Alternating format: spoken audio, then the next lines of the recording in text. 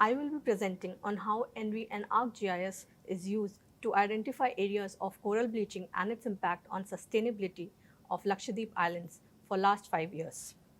Coral reefs are one of the most diverse of all marine ecosystems and are therefore referred to as rainforest of sea. Underwater structures made of calcium, clean water, wavelengths, these provide shelter to more than 10,000 sea species. Coral reefs are under threat for rise in temperature, overfishing, and harmful land use practices such as mining, sedimentation, construction along coast, and many more. The need of the hour is to restore them as these reefs provide protection to our island shoreline. If these reefs cease to exist, our islands may cease to exist in near future as well. Looking at the coral reefs distribution in India, these are mainly divided into seven main categories: Gulf of Kutch, Goa coast, Kerala coast, Lakshadweep Islands, Gulf of Mannar, Park Bay, and Andaman and Nicobar Islands. Coral reef formations are of three types, mainly fringing reef, the barrier reef, and the atoll reef. Lakshadweep Islands fall in the categories of atoll reefs. A healthy reef has an algae known as zooxanthellae in them, which are also the primary source of food for them. When these algae cease to exist, the reefs may turn white, as these algae also provide them the color. Looking at the Lakshadweep Islands, there will be four major target islands we will be analyzing: Bitra Island, Kadmat Island, Amini Island, and Chetlet Island. List 3 image of Nicobar Island shows the categorization of reefs into 4 different parts: the reef edge, the reef slope, reef flat, and sanded reef. Optical image helps in all these studies because of the high reflectance of bleached corals. A healthy coral reef in Chetlet Island looks clear on the reef edges, while a white outlining can easily be identified and is visible with the bleached coral. Let me switch to ENVI.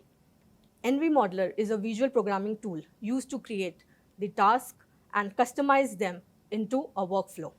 Gram-driven patch sharpening is important so that the reef edges may be easily identified in our multispectral imagery. Pan-sharpened band and other multispectral bands were pan-sharpened to get a clear image with high resolution. Radiometric calibration and flash atmospheric correction modules of ENVI were used to atmospherically collect the pan-sharpened data. This pre-processed data can now be used to analyze reef health and for other purposes. The reef health may be categorized or may be identified using NDVI, coral reefs, and many more spectral indexes provided by the ENVI. The classification workflow shows that each pixel in the image can be formed into different classes. Using this classification image and the spectral analysis, training data sets were made and were used for maximum likelihood supervised classification to identify the reefs area that were bleached. Looking on to the results of this modular, Bitra Island in its raw image shows a reef edge that is bleached but is much clearer in a pan-sharpened image. This software helps us in doing this. Looking at the classification images, all the pixels in the image is classified into 5 main classes, mainly the reefs, lagoon, sand reefs, and oceans. This analysis helps us with the integration in ArcPro and Enterprise Builder.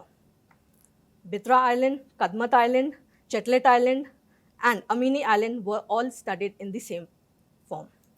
Looking at the classification images of all the 4 years in one platform shows that the reef bleaching have started in 2015, which has extended in 2016, and finally a reef edge and a proper reef bleaching can be seen in 2019. However, in 2021, we can see that these reef bleaching have stopped or decreased to some extent. This may be attributed to the low human interventions in the area because of pandemic situations. As I've already said, NDVI and chlorophyll analysis in the areas also help in analyzing the coral reefs bleaching. The increase in NDVI shows an increased trend in the chlorophyll and vice versa. The reef changes area statistically were analyzed using ArcGIS Pro, which shows a huge decrease in 2019 and an increase in 2021. Similar reef changes and comparisons can be done for all the 4 islands. For 2019, we can see a decrease in all the 4 islands, but there is an increase in 3 islands except for the Chetlet Island, where the reefs have studied to be dead by 2019. According to NOAA, from 2016 to 2019, reef bleaching was experienced in tropical islands. With this, I would conclude my session. Coral reefs sit at the interface of 2 powerful societal trends. On one hand, it is an important source for humans, such as they are source of income to them, while on the other hand, due to excessive exploitations, they may be used or overused. Reefs, one dead, may never be able to revive. Therefore, it is the need of the hour to conserve them. Remote sensing plays an important role in these areas, which is humanly impossible to intervene. NV, ArcGIS Pro, and Enterprise together gives accurate tool for analyzing this geospatial analysis. With this, I conclude my session. Thank you.